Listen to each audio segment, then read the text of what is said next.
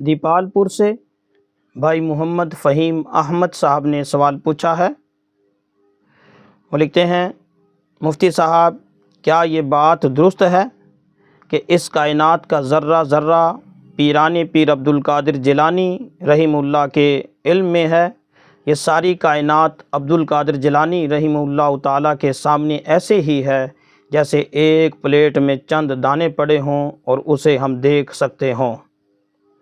اسی طرح پوری کائنات کا علم پیران پیر عبد القادر جیلانی کے سامنے ہے۔ محمد فہیم احمد۔ جی میرے محترم بھائی، غیب کا علم سوائے اللہ کے اور کسی کو نہیں ہے۔ غیب صرف اللہ ہی جانتا ہے۔ اللہ تعالیٰ قرآن پاک میں ارشاد فرماتا ہے، لا یعلم الغیب الا اللہ، کہ غیب کا علم سوائے اللہ کے اور کسی کے پاس نہیں ہے۔ اس لیے پیران پیر عبد القادر جیلانی رحمہ اللہ کو یوں کہنا، ان کی طرف ایسی باتوں کو منسوب کرنا جن کی خود وہ مخالفت کرتے رہے ہوں، جن کی تنکیر کرتے رہے ہوں، تو آپ نے خود ان کے ساتھ ایسی باتوں کو جوڑ دیا، اور ایسی نہیں، یہی نہیں، اس طرح کی ہزاروں باتیں ان کے ساتھ جوڑی ہوئی، حالانکہ وہ بڑے اس اعتبار سے بڑے سخت طبیعت کے آدمی تھے۔ وہ بدعات کا رد کرتے تھے، وہ شرک کا رد کرتے تھے، اور آپ نے خود انہی کے ساتھ بدعات اور شرک کو جوڑ دیا۔ میرے محترم بھائی، یہ جائز نہیں ہے۔ پیران پیر عبد القادر جیلانی رحمہ اللہ تعالیٰ اللہ تعالیٰ کے برگزیدہ بندے تھے، نیک بندے تھے، لیکن ان کے ساتھ ایسی صفات کو جوڑنا جو خود حق تعالیٰ شانہ کی ہیں، یہ جائز نہیں ہے۔ یہ بڑا سخت گناہ ہے، بہت بڑی بات ہے۔ ایک طرف تو آپ یہ کہتے ہیں کہ ان کے سامنے ہر چیز کا علم ہے، دوسری طرف آپ ان کی باتیں بھی نہیں مانتے۔ پیران پیر عبد القادر جیلانی رحمہ اللہ کی جو تعلیمات ہیں وہ تو پڑھ کے دیکھیں کہ شرک اور بدعت کی مخالفت اس قدر انہوں نے کی کہ شاید ہی کسی نے کی ہو۔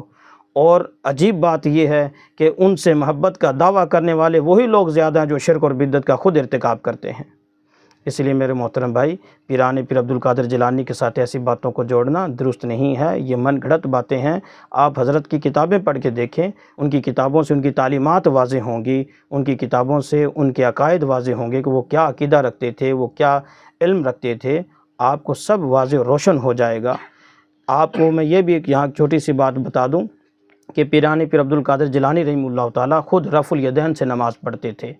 میں خود حنفی ہوں، میں رفع الیدین نہیں کرتا، لیکن میں یہ عرض کر رہا ہوں کہ ان سے محبت کا سب سے زیادہ دعویٰ کرنے والے جو لوگ ہیں وہ بھی رفع الیدین نہیں کرتے، تو وہ تو عبد القادر جیلانی رحمہ اللہ تعالیٰ تو رفع الیدین کرتے تھے۔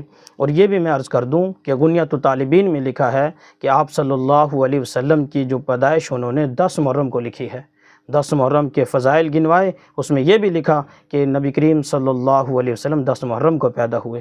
تو پھر اس بات کو مان لیں، اس بات کا جو ان سے محبت کا دعویٰ کرتے ہیں، اور یہ بھی دعویٰ کرتے ہیں کہ پیران پیر عبد القادر جیلانی رحمہ اللہ تعالیٰ ہر بات کا علم رکھتے تھے، پھر یہ بھی ماننا پڑے گا کہ 10 محرم ہی کو اللہ کے رسول پیدا ہوئے ہیں، چونکہ پیران پیر عبد القادر جیلانی رحمہ اللہ نے لکھا ہے۔ غنیۃ الطالبین میں یہ بات لکھی ہوئی ہے، جن حضرات کے پاس غنیۃ الطالبین ہے وہ دیکھیں اس بات کو کہ اس میں حضرت لکھ کے گئے ہیں۔ تو اس بات کو تو ماننا نہیں، اور ان کی اور تعلیمات کو تو ماننا نہیں، بس ان کی طرف غلط سلط باتوں کو منسوب کر دینا ہے۔ میرے محترم بھائی، یہ بات درست نہیں ہے، ایسا کرنا جائز نہیں ہے، اور یہ جو حق تعالیٰ شانہ کی صفات ہیں کسی انسان کے ساتھ ہم نہیں جوڑ سکتے۔ یہ اللہ جل شانہ کی صفت ہے کہ اللہ جل شانہ کے پاس تمام کائنات کا علم ہے، ذرے ذرے کا علم صرف اللہ جل شانہ کے پاس ہے۔ یہ صفت اللہ کے علاوہ کسی اور کے پاس نہیں ہے۔